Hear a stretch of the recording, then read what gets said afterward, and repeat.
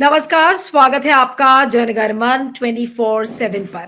आज एक बहुत ही चिंताजनक विषय पर बात करनी है और वो ये है कि जो पद्मा पुरस्कार हैं उसकी एक लिस्ट सामने आई है। बहुत सारे लोग हैं, लेकिन दो नाम जिसको लेकर सवाल मैंने किसी मीडिया को नहीं देखा अभी तक खड़े करते हुए, लेकिन उन दो नामों पर चर्चा जरूरी है और आज इसीलिए मैंने सोचा कि इसको जनगणमन पर किया जाए। क्योंकि आप थोड़ा सा सोचिए कि अगर आप जजेस को, क्योंकि पूर्व chief justice of India justice Kehar को पद्मा अवार्ड से नवाजा जा रहा है। ये वही जज हैं जिन्होंने बहुत सारे बड़े बड़े फैसले दिए हैं, लेकिन क्या आज एक पूर्व मुख्य न्यायाधीश को इस तरीके से पद्मा पुरस्कार लेना चाहिए? क्योंकि अगर आज मोदी सरकार की तरफ से उनको पद्मा पुरस्कार दिया जा रहा है तो मोदी सरकार एक तरीके से ये संदेश दे रही है कि भाई न्यायपालिका बिकाऊ है, न्यायपालिका को हम खरीद सकते हैं, न्यायपालिका को हम लालच दे सकते हैं और पद्मा पुरस्कार देकर या फिर किसी जज को किसी पोजीशन का लालच देकर और हम जजेस को अपने फेवर में कर सकते हैं। तो क्या जस्टिस केहर को ये अवार्ड लेना चाहिए? ये एक सवाल है। और दूसरा, एक और कंट्रोवर्शियल फिगर साध्वी रिथम्बरा, जिनके बारे में आप सबको पता है कि उनको चार्जशीट किया गया था लिबरान कमीशन द्वारा और बाबरी मस्जिद डेमोलिशन केस में उनका नाम था, किस तरीके से उन्होंने भड़काऊ भाषण दिए थे और उसके बाद भी जिस तरीके के उनके बयान, जिस तरीके के वक्तव्य वो देती हैं, तो क्या साध्वी रिथम्बरा जैसे व्यक्ति को पद्मा पुरस्कार देकर क्या मोदी सरकार ये बताना चाह रही है कि इसी तरीके का जहर घोलने वालों को, इसी तरीके से भड़काऊ भाषण देने वालों को अब आगे आने वाले सालों में इसी तरीके से पुरस्कृत किया जाएगा? क्या साध्वी रिथम्बरा वाकई में ये अवार्ड डिजर्व करती हैं? और अगर ऐसे मोदी सरकार इस तरीके से अगर पद्मा पुरस्कारों को बांट रही है तो क्या पद्मा पुरस्कारों की जो गरिमा है, उसकी एक जो सैंक्टिटी थी, क्या उसको आज मोदी जी ने ध्वस्त नहीं किया है? आज इन्हीं दोनों व्यक्तियों पर आज हम चर्चा करेंगे और बहुत महत्वपूर्ण है ये चर्चा, क्योंकि मैंने अभी तक, जैसा मैंने कहा कि मैंने किसी प्लेटफॉर्म पर इस चर्चा को अभी नहीं देखा है, ना सोशल मीडिया पर इसको लेकर कोई जिक्र कर रहा है। एक या दो वॉइसेस शायद कर रही होंगी, लेकिन मीडिया को इंपॉर्टेंट नहीं लगा कि इस पर बात करना चाहिए। स्ट्रेट सपाट खबरें अखबारों में है, स्ट्रेट सपाट खबरें सोशल मीडिया में है, लेकिन कोई सवाल नहीं खड़े कर रहा है। इसलिए आज हमारे साथ दो मेहमान जुड़े हुए हैं और वो दो मेहमान आज हमारे इस चर्चा के लिए बहुत महत्वपूर्ण है, क्योंकि दोनों वकील हैं और दोनों एक्टिविस्ट हैं। हमारे साथ अरुण अग्रवाल जी हैं जो कि वरिष्ठ वकील हैं, एक्टिविस्ट हैं, और कमल कृष्ण रॉय जो कि इलाहाबाद हाईकोर्ट के अधिवक्ता हैं और एक्टिविस्ट भी हैं साथ में। आप दोनों का बहुत बहुत स्वागत है। और आज की चर्चा मैं अरुण जी से शुरू करती हूँ कि अरुण जी, जस्टिस केहर को पद्मा अवार्ड्स और साध्वी रिथम्बरा को, इसको एक एक करके करते हैं। पहले मैं जस्टिस केहर से शुरू करती हूँ कि क्या जस्टिस केहर को अवार्ड देकर आज न्यायपालिका को रेवड़ी बांटने का काम मोदी सरकार कर रही है कि लो भाई ये आपके लिए रेवड़ी है, इस तरीके से हम आपको बाकी जजेस को भी हम रेवड़ियां बांटेंगे? जी, म्यूट कर लीजिएगा सर, अनम्यूट कर लीजिए। हाँ। नीलू जी, आपको नमस्कार। ये पहले निगाह से तो यही लगता है कि इन्होंने जो है जस्टिस केहर को सिंगल आउट किया ये अवार्ड के लिए, जबकि पिछले दशकों में ये देखा गया कि ये अवार्ड जो है रेयरली जुडिशरी को दिया जाता है, क्योंकि ये एक स्टेट है जो कि लोगों को अवार्ड देती है और जजेस का काम है कि स्टेट के खिलाफ अगर कोई भी मामला आवे तो उसमें निष्पक्ष होके उसका जजमेंट देना चाहिए। और बहुत हद तक जो है गवर्नमेंट ही वहां पर लिटिगेंट रहती है। तो अगर इस तरह का वो इंसेंटिव देने लगे कि तुमने अगर हमको इतना जजमेंट दिया तो हम तुमको ये अवार्ड देंगे और हर एक का एक रेड कार्ड बना दिया, तो फिर तो जुडिशरी की जो भी थोड़ी बहुत इंडिपेंडेंस बची है वो चली जाएगी। इसके अलावा हम लोग पास्ट में देखें कि इस तरह के अवार्ड का हुआ क्या, तो जहां तक हमारी मेमोरी है कि जस्टिस वर्मा को ये अवार्ड मरने के बाद जब वो दिया गया, उनका भी पद्म विभूषण था, तो उनके फैमिली मेंबर्स ने ये बोल के रिफ्यूज कर दिया कि अगर ये जिंदा होते तो ये कभी भी इस अवार्ड को अप्रूव नहीं करते। वो इसमें विश्वास करते थे कि हमारा काम ही बोलता है, और वो बड़े अपने मिजाज के निष्पक्ष और एक निराले चीफ जस्टिस थे। जबकि वो अपनी बात रिटायरमेंट के बाद भी कहते थे तो कहते थे ये सवाल हमसे मत पूछिए, क्योंकि जो ये मेरा व्यू है, मैं ये काम नहीं करता, लेकिन और लोग हो सकता है कि इसको करें। तो ही वाज अबव, उन्होंने नहीं लिया। फिर जस्टिस फातिमा बीवी को भी मरने के बाद ये अवार्ड दिया गया। तो उनमें दो खासियत थी, एक तो वो पहली महिला जज थी और दूसरा कि वो माइनॉरिटी से आती थी।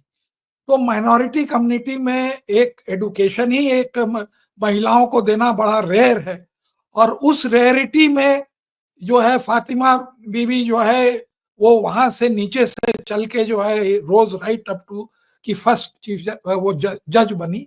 तो उनके फैमिली मेंबर्स ने उसको ले लिया, तो वो कोई उसमें उतना वो भी कंट्रोवर्सी भी नहीं हुई। लेकिन जस्टिस केहर का एक जो ऐसा केस है ये बड़ा निराला है, क्योंकि ये 6 महीना ही केवल चीफ जस्टिस रहे। कोई ऐसा इन्होंने ये जो है path breaking as a chief justice, उसके पहले इन्होंने दिया नेशनल जुडिशियल कमीशन का, जो कि सरकार के खिलाफ गया है, ये गया। तो इनको देना मतलब है कि दो तीन चीज इससे जो है लोगों को लगता है। पहला तो कि क्या देने का ये कारण था कि इतना मौका मिला 6-7 साल में कि इनको दिया जा सकता था, कि मनमोहन सिंह के मरने के बाद जब लोग ये क्वेश्चन थे कि इनको भारत रत्न देना चाहिए, और एक बहुत बड़ा तबका था जो इसको आज भी मानता है कि among the prime ministers he is right up there, first 2-3 में उनका नाम आएगा। तो उसको न्यूट्रलाइज करने के लिए इन्होंने जो पहले सिख चीफ जस्टिस थे, मतलब कि केहर साहब की एक ये पहचान है कि is the first Sikh chief justice. जजेस तो बहुत हुए सिख, लेकिन बहुत नहीं, कम ही हुए, लेकिन ये पहले चीफ जस्टिस थे। तो इसलिए इनको दिया गया। या कि और दिल्ली का इलेक्शन है जहाँ की एक बहुत बड़ा तबका जो है सिख है, जो इनको जिनके पूरे सेंटिमेंट्स को जिस तरह के मनमोहन सिंह को ट्रीट किया गया, तो उनकी फीलिंग्स को हर्ट हुई। या ये एक स्टेपिंग स्टोन बना रहे हैं कि अगली बार जो है हम भारत रत्न जो है चंद्रचूड़ साहब को दे दें for his Ram Janmabhoomi judgement.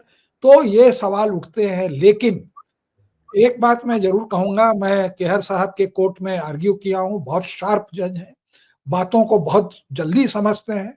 और मेरा एक उनका किस्सा याद है कि बड़े लिबरल होके आयरन ओर के ऊपर वो दे देते थे जिसका भी था रिलीफ, इंटरिम ऑर्डर।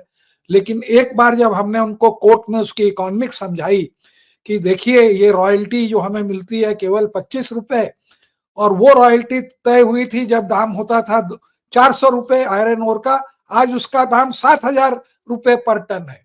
उस दिन के बाद उन्होंने किसी को भी रिलीफ नहीं दी, जबकि मेरा केस पीआईएल का उन्होंने नहीं डिसाइड किया, क्योंकि उस पर वो सुप्रीम बहुत हल्ला हो जाता।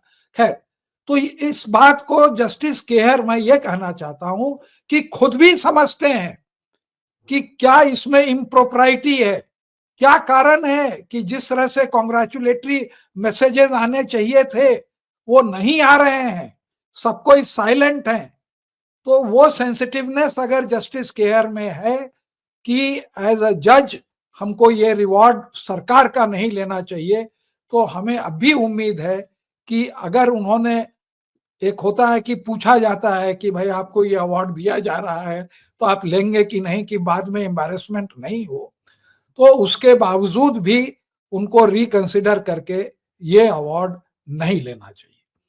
और रहा साध्वी वाला, तो उसके लिए जो है रॉय साहब ज्यादा अच्छे से बताएंगे, क्योंकि एक जो है आतंकवादी वाद को बढ़ावा देने वाला आदमी, नोन ओनली एज रेबल राउजर, उसको आप पद्म श्री नहीं पद्म भूषण देते हैं, तो उस पर जो है रॉय साहब का जो है वो। बिल्कुल, बिल्कुल। रॉय साहब क्या कहेंगे इस दोनों अवार्ड्स के कॉम्बिनेशन को? एक तरफ चीफ जस्टिस ऑफ इंडिया जो पहले सिख चीफ मुख्य न्यायाधीश सुप्रीम कोर्ट के, और दूसरी तरफ साध्वी रिथम्बरा, क्या ये अपमान नहीं है न्यायपालिका का? और क्या अब न्यायपालिका के मुंह पर मोदी सरकार तमाचा मारती हुई नहीं दिखती, या फिर एक जिसे कहते हैं डैंगलिंग अ कैरेट, बिल्कुल एक लालच देकर कि ये देखिए ये आपके लिए प्लेट में ये लालच है और इस तरीके से अब आप अपना रास्ता आगे का चुन लीजिए। क्या ये संदेश है सारे जजेस को? कर लीजिएगा, अनम्यूट कर लीजिए। हाँ, अनम्यूट कर लीजिए, रॉय साहब अनम्यूट करिए। हाँ नमस्कार। देखिए, हाँ वैसे तो भारतीय जनमानस में इन पद्म पुरस्कारों को लेकर बहुत कुछ आकर्षण बचा नहीं। पिछले कई दशकों से जितनी भी सरकारें आई और जिस तरह से अपने चट्टे बट्टे को, अपने लघुए बगुए को उन्होंने इस तरह के पुरस्कार दिया, उसका उसका महत्व ही खत्म हो गया। मैं बताऊं, इलाहाबाद में एक बहुत प्रतिष्ठित महिला चिकित्सक है, उनको पद्मश्री मिला हुआ है, लेकिन उनके नाम पर कोई भी चर्चा करिए तो कोई पद्मश्री पाने का जिक्र नहीं करता है।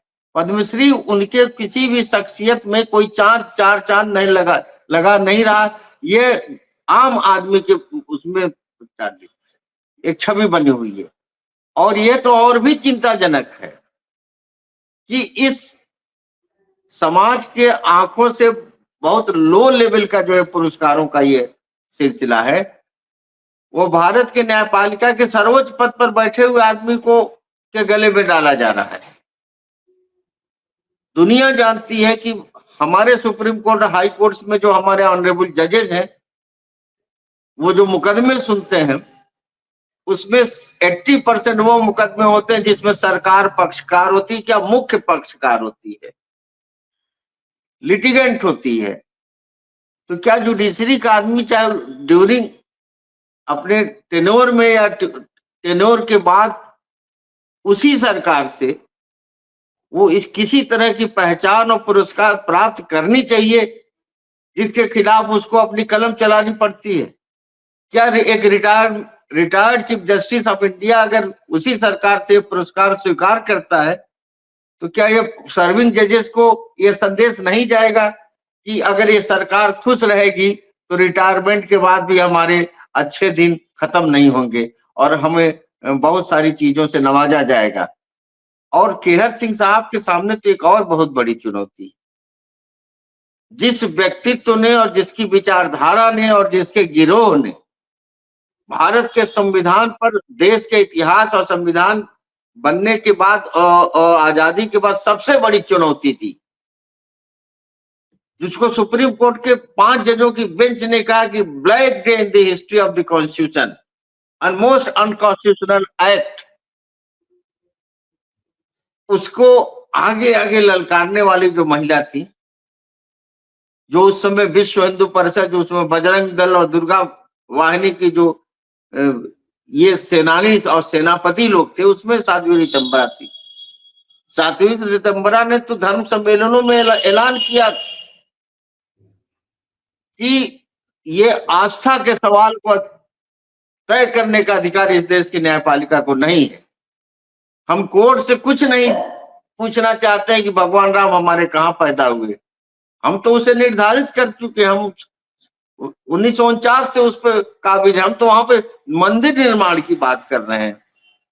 और अगर न्यायपालिका अगर तय भी करती है हमारे खिलाफ तो हम न्यायपालिका को नहीं मानने जा रहे हैं। इस देश का संविधान बाद में आया, हमारी मनुस्मृति और हमारा धर्म उससे बहुत पुराना। भगवान राम तो हजारों हजार लाखों लाख वर्ष पुराने देवता हमारे यहाँ आराध्य हैं। तो जिस महिला ने भारत के संविधान को अपने जूते की नोक पर रखना चाहा और सार्वजनिक रूप से चुनौती दिया भारत की न्यायपालिका को, ताकत को, उसके साथ क्या सीजीआई साहब को एक डायस शेयर करना चाहिए पुरस्कार ग्रहण करने में, चाहे वो पद्मश्री हो, चाहे पद्म भूषण हो, चाहे पद्म विभूषण हो। केहर सिंह साहब के लिए एक बहुत बड़ा मौका है, जैसे कि पीएन अक्सर साहब बहुत बड़े सिविल सर्वेंट थे और इंदिरा गांधी के पारिवारिक, और उनको जब पद्म विभूषण दिया गया तो उन्होंने कहा नहीं, हम नहीं स्वीकार करेंगे, हमने जो काम किया उसके लिए हम इस तरह के रिकॉग्निशन सरकार के द्वारा नहीं स्वीकार। यह असंभव था पीएन अक्सर साहब अस्वीकार कर सकते, लेकिन उनके अंदर कोई आत्मा जगी होगी कि हमने जो काम किया वो हमारी ड्यूटी थी, हम सरकार का हमको तगमा नहीं पहनना है। और बहुत सारे लोगों ने कहा अनकॉन्स्टिट्यूशनल कहा, एक ने तो कहा ये अनकॉन्स्टिट्यूशनल है, ये सुकुमार अजीकोड नाम था कि अनकॉन्स्टिट्यूशनल, हम इस तरह पुरस्कार नहीं लेंगे जो संविधान में के आधार पर भेदभाव करती हुई दिखती है। सलीम जावेद में जो सलीम खान थे, उन्होंने कहा आप इस बुढ़ापे में इस पुरस्कार को लेके करेंगे क्या हम। और हमारे एक नीरज इतने बड़े कवि थे, उनको पद्मश्री मिला, तो उन्होंने कहा भाई इससे और कुछ नहीं होगा, शायद हमको रेल में जो है बिना टिकट काटे हमको रिजर्वेशन और बर्थ मिलने की सुविधा मिल जाएगी। तो कुछ इस तरह से इन पुरस्कारों का सामाजिक वजन निकाला गया। और इस पुरस्कार के पीछे एक और बहुत खराब मंशा है सरकार की। वो मंशा है कि दिल्ली चुनाव में किस तरह से जो सिख वोटर हैं और जो पार्टीशन के समय से सिंध और पंजाब की तरफ से आए हुए विस्थापित लोग थे, जो रेफ्यूजीज थे, जो आपस में सांस्कृतिक रूप से और मानसिक रूप से आज भी बहुत जुड़े हुए हैं। उसमें एक रिफ्यूजी का परिवार मनमोहन सिंह का भी था। और जिस तरह से जिस गरीबी और जिस अभाव और जिस उपेक्षा में उन्होंने देश के सर्वोच्च पद को सुशोभित किया कि उनको भारत रत्न तो जीते जी मिल जाना चाहिए था, और मरने के बाद दिल्ली में 2 गज जमीन से भी वंचित कर दिया इस सरकार ने। गिड़गिड़ा रहे थे खड़गे साहब कि ये देश के सम्मान और अस्मिता का सवाल है कि इतना बड़ा प्रधानमंत्री 10 साल तक जो बेदाग रहा, जिसको बदनाम करने वाले भी अपनी गलती मान लिए, उसको आप एक जमीन तो दे दिए समाधि का। राहुल गांधी ने कहा कि हमारे पिता का जो समाधि स्थल उसमें हम 5 एकड़ देने को तैयार हो, उसी को घोषित कर दीजिए। कितना झूठ बोला, ट्रस्ट बनाना पड़ेगा, मीटिंग करनी पड़ेगी, फैसला लेना पड़ेगा। और कहा कि और किस तरह से बेआबरू होकर उनके परिवार के लोग एक महान व्यक्तित्व का जो कि अंतिम विदाई है, वो कितना अशोभनीय अपमानजनक हुआ, ये दिल्ली की जनता भूली नहीं है। और खास तौर पर जो पार्टीशन के बाद हिंदुस्तान में आए, जो सिख थे, जो पंजाबी थे, जो खत्री थे, जो सिंधी थे, उनको लगा कि हमको हमारे मुंह पे तमाचा मारा गया है। और उसी जख्म पे मरहम डालने के लिए केहर सिंह के सिख जो सिख पहचान है पगड़ी का और दाढ़ी का, केस का, उसका इस्तेमाल मोदी सरकार करना चाह रही। इस भावना को भी समझना चाहिए। यह अपमान है, उसी तरह से अपमान है जिस तरह से जलियांवाला बाग में भारत का अपमान हुआ था और रविन्द्रनाथ टैगोर ने नाइटहुड को वापस फेंक दिया, वायसराय के मुंह पे मार दिया। कहा हमको जिस देश हमारे देशवासियों की हत्या की कीमत तो उनके खून के तराजू पर हम ये अपने माथे पर नहीं लगा सकते। जैसे ऑपरेशन ब्लू स्टार के बाद खुशवंत सिंह, जो किसी सरकार के खिलाफ नहीं रहते थे, वो एंटी एस्टेब्लिशमेंट व्यक्ति नहीं थे, लेकिन उनको 1 मिनट नहीं लगा कि जो उनके पास सरकारी पुरस्कार था उसको उन्होंने वापस कर दिया। तो ये केहर सिंह के लिए बहुत बड़ी चुनौती है कि न्यायपालिका उस तराजू पर बैठने जा रही है जिसमें सत्ता उनको बैठाना चाह रही, और सत्ता लगातार ये संदेश दे रही है कि आप लोगों के according to your merit, according to your weight, हमारे पास राज्यसभा की भी कुर्सी है, बोलो जी तुम क्या क्या खरीदोगे वाला जो गाना है, कि हमारे पास गवर्नर की भी कुर्सी है, हमारे पास कमीशन के चेयरमैन और मेंबर की भी है। अब जस्टिस मिश्रा के लिए तो एनएचआरसी का नियम ही बदल गया, सीजीआई न होते हुए भी वो एज ए सुप्रीम कोर्ट जज उनको चेयरमैन बना दिया गया। हमारे पास कितने संविधान के ट्रिब्यूनल है, जो आप जिस लायक हैं उस कीमत पे हम आपको बैठाएंगे। तो ये केहर सिंह के जरिए, केहर सिंह बहुत अच्छे जगह में उनकी गिनती, उनके जजमेंट जो है वो सरकार को पसंद नहीं आते थे, और सरकार की मंशा के खिलाफ उन्होंने बहुत सारे मजबूती साहस के साथ जजमेंट दिया है। जैसे सीजीआई भी बहुत सारे कमीशन में है, जैसे सीजे वो दिनकरन वाले कमीशन में थे, वी रामास्वामी वाले में एज एडवोकेट थे वो, तो उनकी बड़ी इलस्ट्रियस कैरियर है। तो सरकार ये चाह रही कि आपके कैरियर चाहे जो भी हो, सरकार के सेवक के रूप में आपकी छवि निर्मित की जाएगी। ये एक बहुत खतरनाक संकेत है, और इस पे आपने शुरुआत किया, आप बधाई के पात्र हैं। जुडिशरी के बहुत सारे नाजुक मसले पर आपने शुरुआत किया, उसका हमने असर भी देखा है इलाहाबाद वाले ही मसले पर, और समझते हैं कि आज की आपकी बहस से बाकी प्लेटफॉर्म्स, बाकी चैनल्स और व्यापक तौर पे जुडिशरी कुछ रिटायर्ड जजेस को भी इन्वॉल्व करेंगे, कुछ सुप्रीम कोर्ट के बड़े वकीलों को भी इन्वॉल्व करेंगे और जिम्मेदार लोगों को, और ये बहस कुछ आगे भी बढ़ेगी। अब लास्ट राउंड में मैं आती हूँ कि अरुण जी क्या कहेंगे? एक तो पद्मा पुरस्कारों की जो गरिमा है वो पूरी तरह से ध्वस्त कर दी है मोदी जी ने। न्यायपालिका को इस तरीके से लालच देकर जस्टिस केहर को जो अवार्ड दिया है, क्या कहेंगे? और जस्टिस केहर, आपको लगता है कि वो अवार्ड वापस करेंगे? और क्या आपके हिसाब से बड़ी तस्वीर क्या है साध्वी रितंबरा और जस्टिस केहर को पुरस्कृत करने की पद्मा अवार्ड से? देखिए, जस्टिस केहर और मनमोहन सिंह में हमने एक बात बड़ी कॉमन पाई। जस्टिस केहर को हमने कभी भी व्हाइट या ऑफ व्हाइट पगड़ी के अलावा दूसरी रंग की पगड़ी पहनते हुए नहीं देखा, और मनमोहन सिंह को कभी भी ब्लू पगड़ी के अलावा दूसरी पगड़ी में आज तक किसी ने नहीं देखा। जी।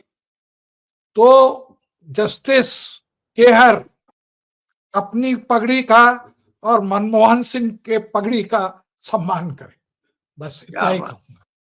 जी, बिल्कुल, बिल्कुल, बिल्कुल। बहुत सही फरमाया। और इस चीज़ को लेकर आज एक गंभीर सवाल है कि क्यों न्यायपालिका को इस तरीके से, सरकार की हिम्मत कैसे पड़ी कि जस्टिस केहर जैसे व्यक्ति को पद्मा अवार्ड्स का लालच देने की? और क्या आज कितने जजों में ये हिम्मत होगी कि इसको अपोज करें, टूथ एंड नेल, इसके ऊपर विरोध जताएं, इसके ऊपर समाज का बाकी जो तबका है वो भी एक साथ आए और अपोज करे इस चीज को? क्या कहेंगे अंत में के रॉय साहब? और दोनों के केसेस में, चाहे वो साध्वी रितंबरा हो चाहे फिर जस्टिस केहर हो। जी। ये मसला जो है, बात निकलेगी तो कुछ दूर तलक जाएगी वाला साबित होगा, और जस्टिस केहर के बहाने भारत की न्यायपालिका को उसकी औकात बताने की जो कोशिश सत्ता की तरफ से हो रहा है, उसका जवाब भी जो आम जनता है, जो जनसाधारण है, जो प्रबुद्ध नागरिक हैं, जो और उनके संगठन है, उसकी तरफ से जरूर जाना चाहिए।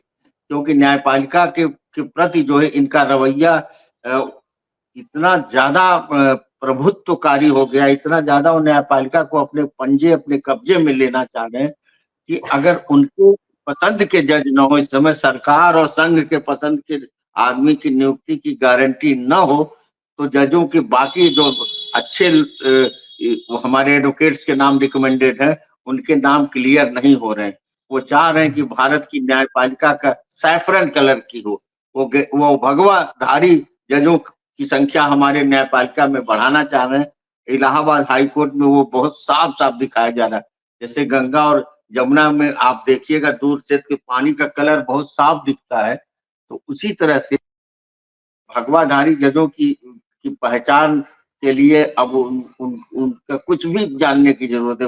वो बता देते हैं, उनका अपॉइंटमेंट बता देते हैं सत्ता के उसमें। तो भारत की न्यायपालिका के लिए एक बहुत बड़ी चुनौती है कि केहर साहब के बहाने वो जो संदेश दे रहे हैं कि हमारे पास आपको आजीवन मृत्यु पर्यंत आपको खुश रखने के लिए हमारे पास मसाले हैं, हमारे पास पदवियां हैं, हमारे पास मेडल्स हैं, हमारे पास कुर्सियां हैं जो जिसमें आप पोस्ट रिटायरमेंट जिंदगी को आलीशान ढंग से जी सकते हैं। इन लालचों में डालने के लिए वो लोग बहुत तत्पर हैं।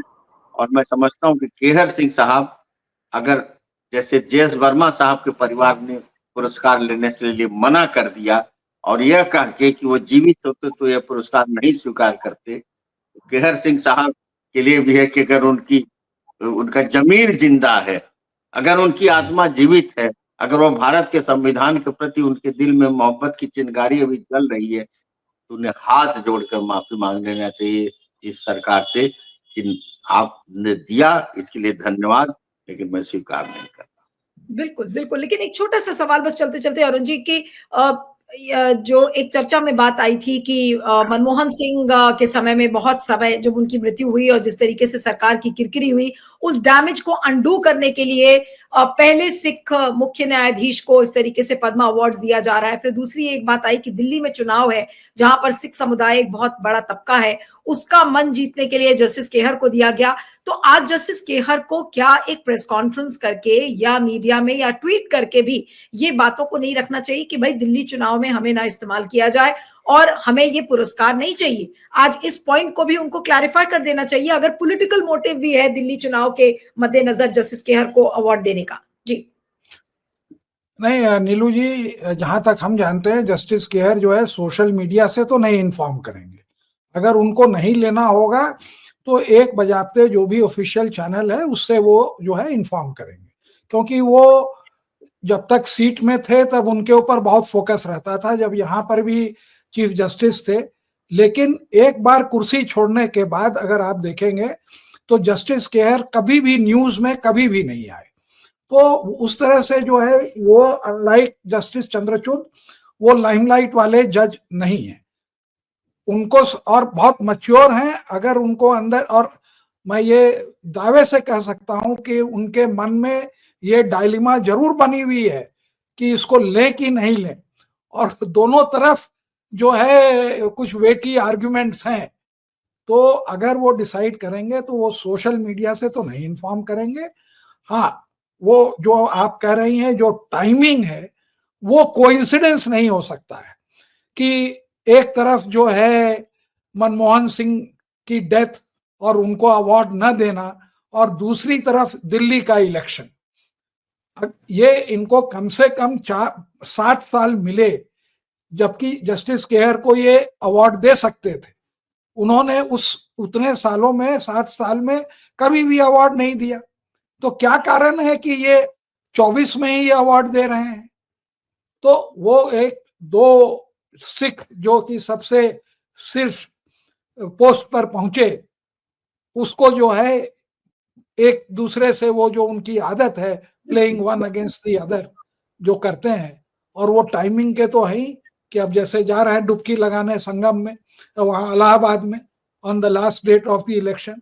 तो हर चीज में जिस तरह से वो पॉलिटिक्स लाते हैं या सोचते हैं, तो जस्टिस केहर के ऊपर बहुत बड़ी जिम्मेदारी है, क्योंकि उनका करियर अनलाइक अदर जजेस एक बेदाग रहा है, एक्सेप्ट फॉर वन एलिगेशन, जो कि एक एलिगेशन था सुसाइड वाला। तो इसलिए अगर वो मेंटेन करना चाहते हैं उस परंपरा को, तो हमें जो है अभी भी उम्मीद है 30% या 40% कि वो जो है इसको टर्न डाउन कर देंगे। जी बिल्कुल। चलिए, आप दोनों का बहुत बहुत शुक्रिया। Thank you so much Arun ji, Roy साहब, thank you very much for joining.